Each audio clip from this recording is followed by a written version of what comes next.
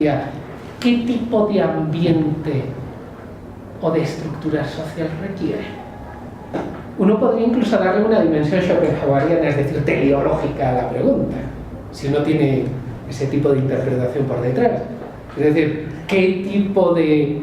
Si uno dice que de algún modo la naturaleza presiona siempre hacia el hombre, en la medida en que es capaz de tener una visión de la propia naturaleza a cierta distancia y de separarse de ella, eso es lo que haría el filósofo.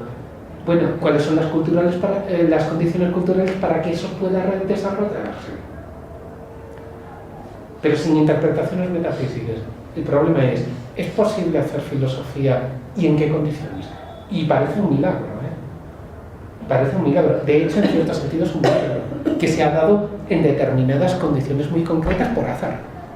Uno piensa en puntos concretos como son la Alemania del siglo XVIII o de finales del XVIII, la Francia de mediados del siglo XVII o la Grecia de la época prehelenística. Pero son verdaderos casi milagros de la naturaleza, donde las condiciones externas y las internas parece que se conjugan, pero tal vez hay unas condiciones externas de libertad o de favorecimiento de la libertad que es el único invernadero de producción filosófica. Eso es un aspecto de la política que me interesa. El segundo aspecto es más fastidiado, más complejo, mucho más complejo. Y tiene que ver también con los prejuicios. O mejor dicho, tiene que ver con la falta de límites, con la falta de distinciones. Hace un momento señalé una cosa que me parece muy importante, que es cuidado si uno trata que es necesario distinguir ámbitos, distinguir condiciones de aplicabilidad de esos ámbitos, de categorización, y no aplicar elementos de unos a otros. Es decir, ver las diferencias. Y os pongo un ejemplo que era el ejemplo ahora mismo de Descartes. Cuidado, el ámbito de la certeza está en el de la racionalidad en estado puro, pero no es aplicable a otros ámbitos. No hay certeza, no hay fórmulas racionales cuando se refiere a conocimiento práctico, por decirlo así. Y eso es una cosa que dice una y otra vez Descartes. Pues eso es el problema que yo veo detrás del ámbito de la política. Muchas veces es el problema del racionalismo en política. Es decir, es el problema de esquemas filosóficos ultrarracionalistas aplicados a constituciones políticas. Es decir, es el problema de la ilustración, que para mí es un fenómeno culturalmente desafortunadísimo. Es decir, lo voy a decir de otro modo. Prejuicios es una palabra que tiene dos significados. Por ejemplo, en Descartes. Uno negativo, terriblemente negativo, la purificación de la razón de los prejuicios. Y otro positivo, porque los prejuicios de algún modo vienen a ser la acumulación de la experiencia de varias generaciones, no subsumibles racionalmente.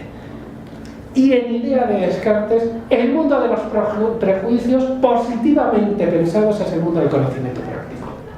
Y ahí la racionalidad pura no tiene nada que decir. No tiene que redactar ningún documento de el sistema político racional, porque no hay nada con eso. Hay circunstancias, hay historia, no racionalidad.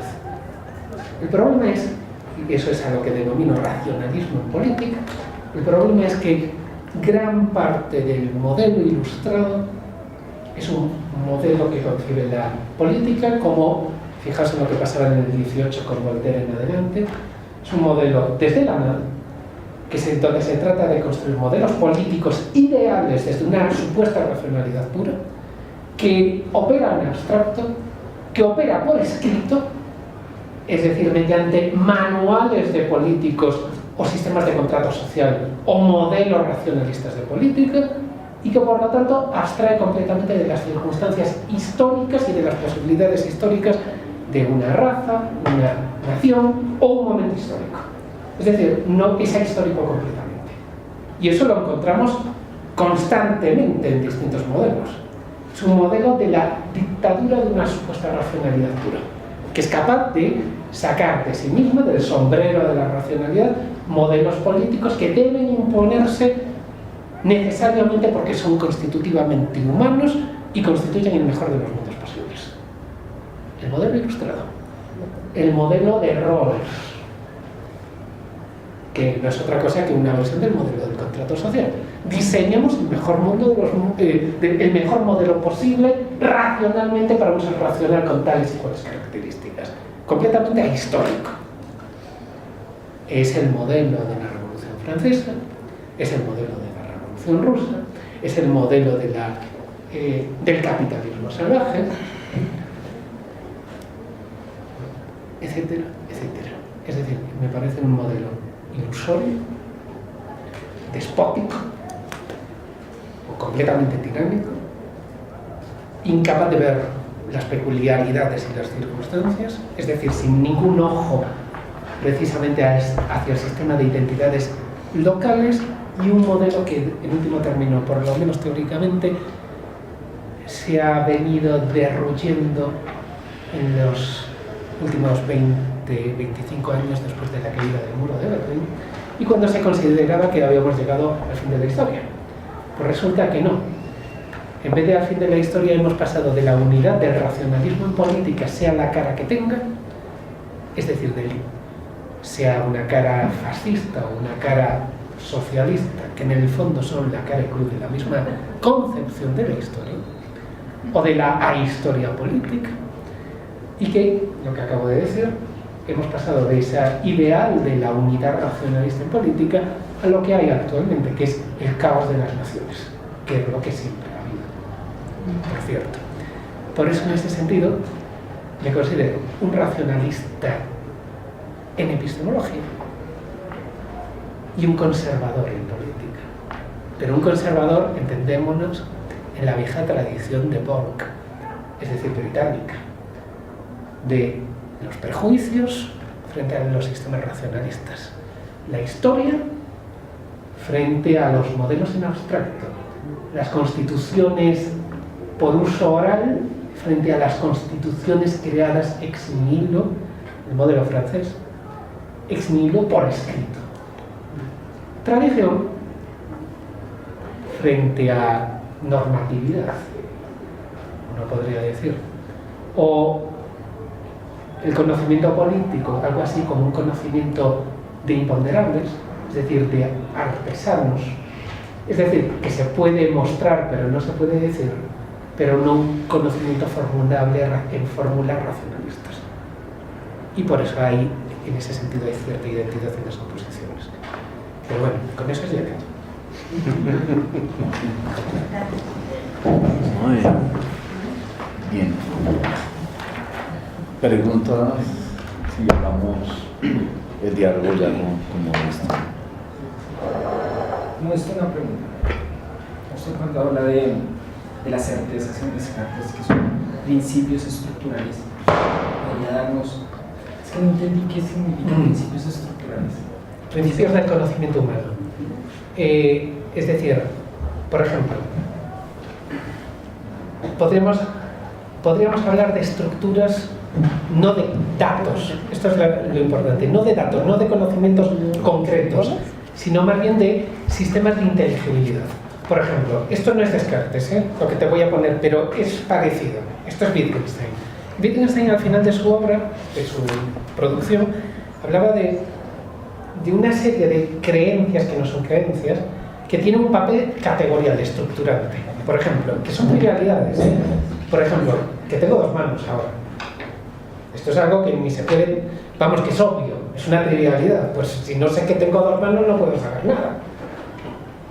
Esa es la clave. Si no sé eso, no puedo saber nada. Es decir, si no sé determinadas cosas que son básicas, son nociones comunes, si no tengo acceso a ellas, simplemente el sistema de la realidad se hace ininteligible. Por ejemplo, si de algún modo no pienso que la causalidad es un fenómeno universal, entonces no puedo darle sentido a las predicciones que puedo hacer para lo que haga mañana en un seminario. Porque si es puramente azaroso, si tanto mañana como... Si el mundo se puede acabar dentro de 10 minutos, por poner el caso, por un acto gratuito de Dios, o si pudo empezar hace 10 minutos por un acto también gratuito de Dios, aunque creamos que es mucho más antiguo, pues ese tipo de cosas lo que hacen es descolocar completamente nuestro sentido de la ubicación, de la realidad. Entonces, simplemente ya los contenidos empíricos no tendrían una matriz donde colocarse. Cuando hablo de certezas me refiero a la certeza, su ámbito de aplicación, si es que lo tiene, es a elementos matrices, a elementos de ubicación de la realidad, a elementos que nos permiten reconocer, estructuras que nos permiten, que tienen que ser llenadas después, que en sí mismas son, entre comillas, vacías, pero que son necesarios para que, literalmente, para que operen nuestras capacidades recognitivas, o ¿cómo se dice? Recognitivas. Pues sí, de reconocimiento, de algo como algo, y por lo tanto de identificación. Por ejemplo, en el caso de Descartes, la primera certeza no es el cogito. Ya diré algún día por qué. La primera certeza es Dios. Pero cuidado, porque el Dios de Descartes es más parecido al Dios de Spinoza de lo que parece.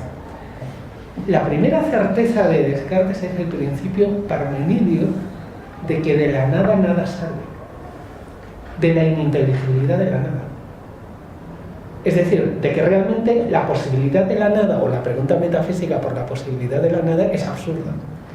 De que todo es ser, o de que el ser es necesario, o de que no hay algo así como el abismo de la nada del que venimos y al que vamos.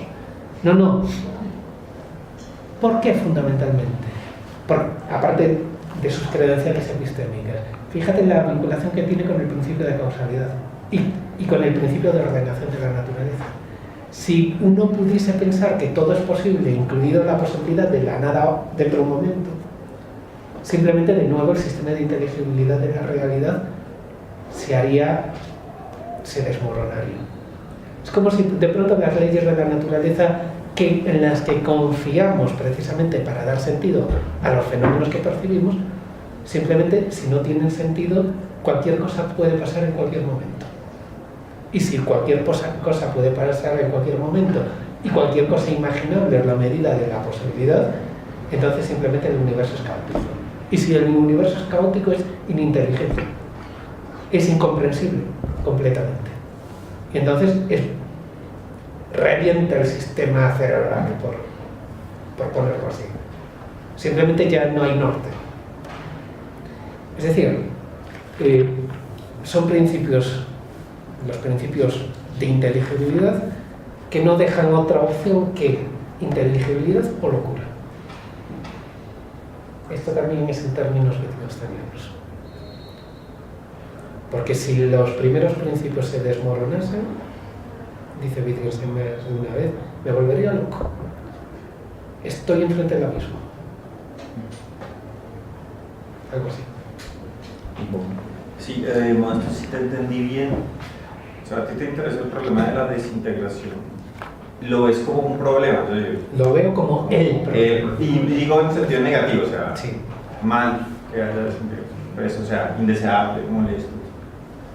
Pero te sitúas en perspectivas de oposición, ¿sí?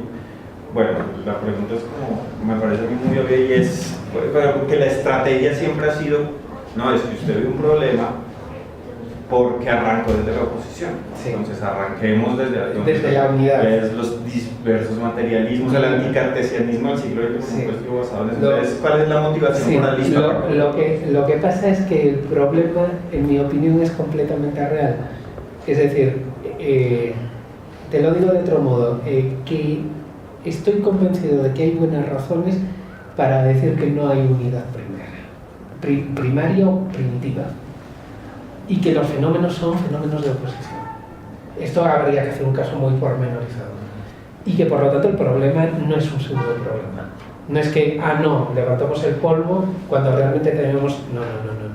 Es que creo que realmente que el problema es real, que las categorizaciones en este sentido son por oposición, son de irreductibilidad entre dos ámbitos, y que, por lo tanto, habría que reunificar lo que está diverso. Pero sí hay o unificar lo que está diverso, pero unificarlo, fíjate, y la pregunta es muy buena y remite a dos cosas. cuidado con los dos tipos de unificación, porque una unificación racional, a mi entender, es limitada.